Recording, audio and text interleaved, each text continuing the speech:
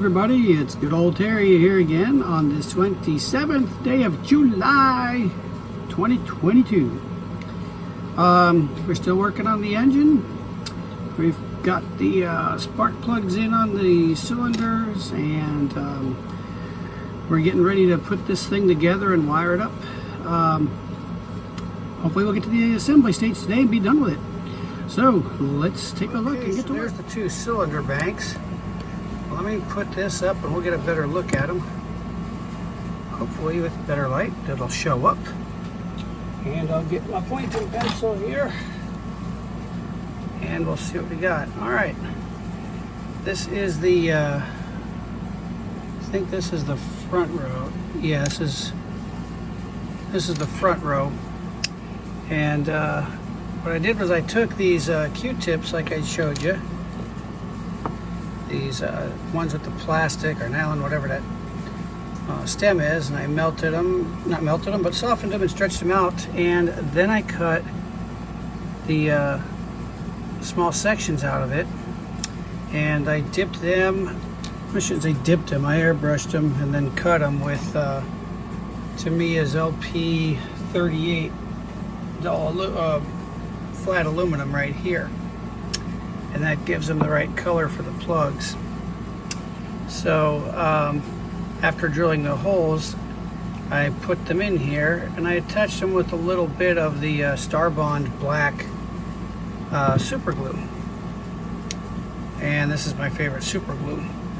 I don't know what they got in there, but I sure do like it. It's really good stuff and it holds everything beautifully. So there's the plugs there. I did the same thing for the second row, and you'll also notice that when I put these two near each other, there's just an ever so light shine on the ones to the right. That's the second row, and there is more than on the first, and that's because when I put these together and they're hiding in the cowl, they'll still show up fairly well. They almost look identical now to the ones in the front row. And what I did to get that was I took some Tamiya dark gray and regular gray panel line accent, and I put it in the inside the fins. I just brushed it in there very lightly, and then I let those sit a little while. I put the light gray on, then I put the dark gray on, and it actually it doesn't seem like much when you look at the bottoms of these. They look pretty similar in color, but there is quite a difference. And then after those dried a while, I put some black over it, and that's got them sticking out. They've got a little bit to them, but not enough to where they overpower the other bank. So what I'm going to do next is I'm going to take some of this fresh engine oil from MIG Ammo, and I'm going to put that at the bases of the cylinders, and maybe a little bit around the outsides of the valve covers. Those are typically the places, that and the front of the engine are where you're usually going to see the little bits of oil showing up. And then we're going to start putting it together. So the first thing we're going to do is we're going to lower the camera here where we can see what we're doing, and I'm going to get one of these little dental tools. You can buy these by the multi-hundreds on Amazon or any of these dental places, and I'm just going to start after I put my big glasses on. Where are my BC glasses? I'm going to put my 3x glasses on so I can see what I'm doing here. And I'm going to very carefully start applying this to the banks, the bases. Not a ton, just a little bit. And it's going to spread around nicely. This stuff, honestly, it smells like paint varnish.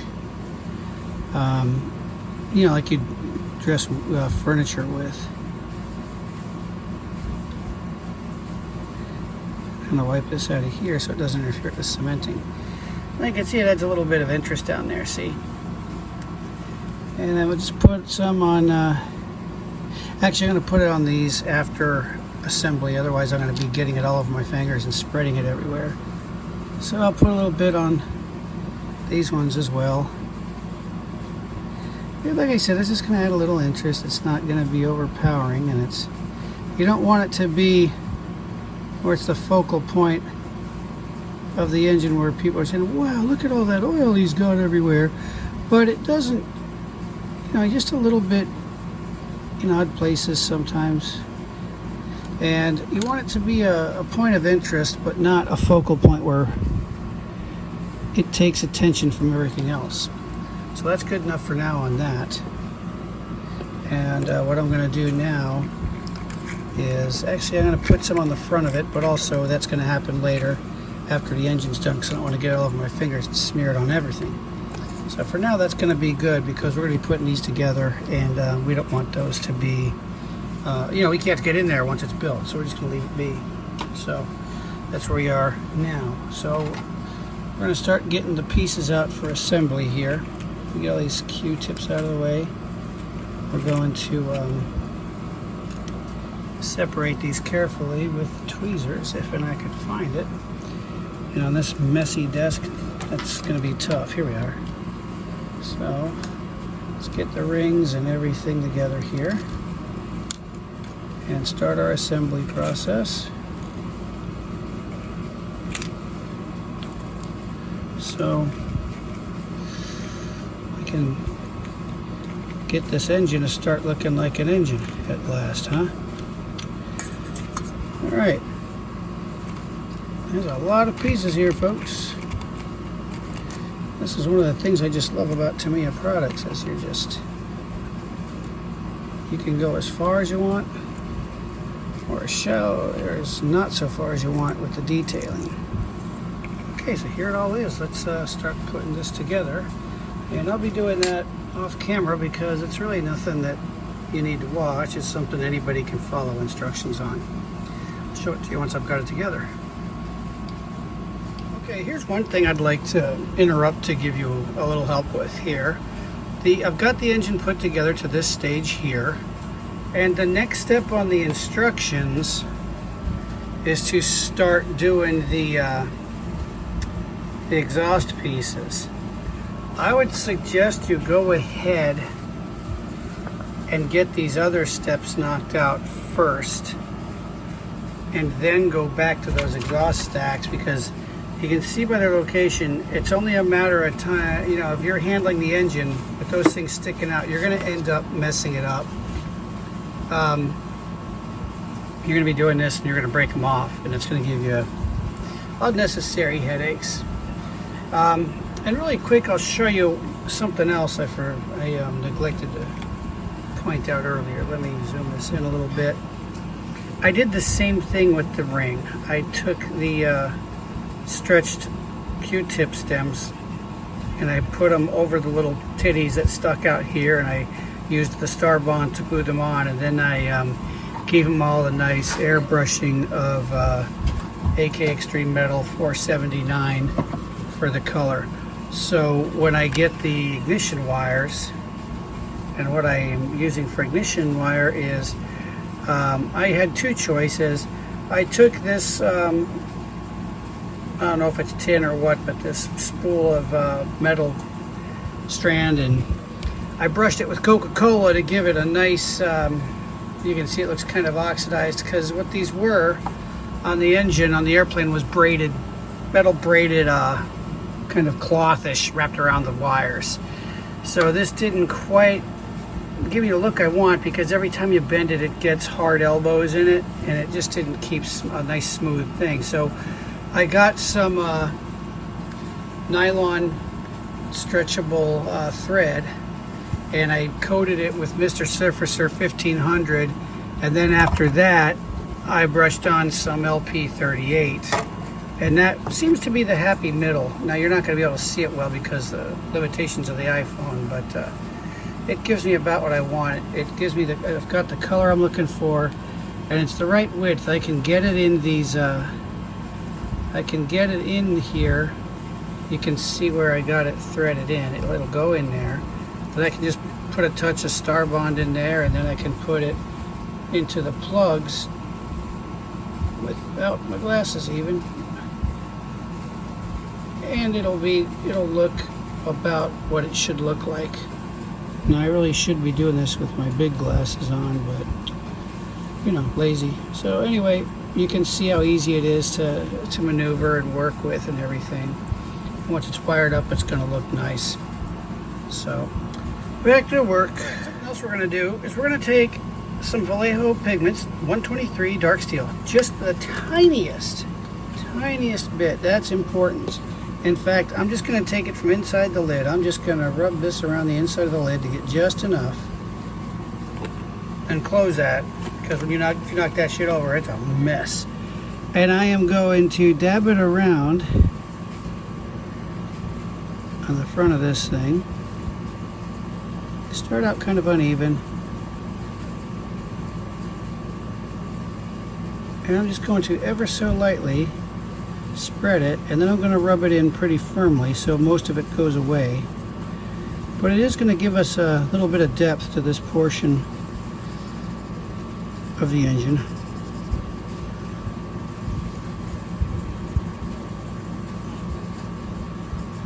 So that when we put the oil on, it's going to look a little better. Now you can see it actually looks more like, I should have showed it to you before, but you can see that little shiny spot on there kind of giving it some life, so it looks more like a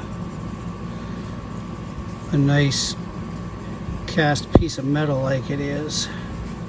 And I took a toothpick and some, where'd it go? There we are. No, that's not it either. Anyway, the new Vallejo metal color. I took a toothpick, dipped it in there. Here it is. And chrome. And I just, with that toothpick tip, I ever so carefully touched the tops of these bolts here. That adds a lot of life to it. And the next thing I'm going to do once this is done is I'm going to add a little bit of that engine oil around it. Just enough to make it interesting, but not focal. So, okay, so here it is inside the cowling. Got the exhaust on the back there. I've got some oil staining back here in the back. Let's take it out of the cowling and see what we got here. Hopefully not a broken engine. So here it is, assembled. This is my first time doing an actual full-on wiring of any engine, and I'm going to give it a solid grade of okay. So the engine turned out pretty decently. I like the oil staining down in here. That looks about right. And I overdid it a little bit at the front of the case here. More to make a point than anything. I just put it on there, and then I put the airbrush on a pretty high pressure, and then I just did that to blow it back. So I might clean that out a little bit. To me it looks a little bit overdone, but it's going to be hiding in the cowling. Hardly anyone's going to notice it anyway. But I think it looks okay. It's finally done and ready to put in there. Now the trick is making it fit inside the cowling. We'll see how that goes later. But we'll call this part done, and the cockpit is next. Well, everybody, that was 2 boats of fun there, doing the engine on the Zero. I did manage to get the cowling to close on it nicely. It closed up nicely, very beautifully. And even closed up, it's got a little bit of interest to look at. Now what I'm going to do is I'm going to take a break from this thing and do something in 48th, maybe a couple 70 seconds, I don't know. And I'll probably do some experiments and things like that and get some more videos out. But it's time for a break on the Zero for a little bit. It's a pretty demanding, I mean, I shouldn't say it's a demanding kit. It's a Tamiya kit, it's easy. But I mean, the attention you have to pay to it to make it really come up to its full potential, you know, takes a little bit of doing. So I'm ready to do something kind of brainless for a bit. So anyway, Thanks for watching, and we'll get back to this thing soon. In the meantime, who knows what'll come up next. Have a good day, a good week, a good weekend, and all that stuff too. And thanks again, as always, for tuning in.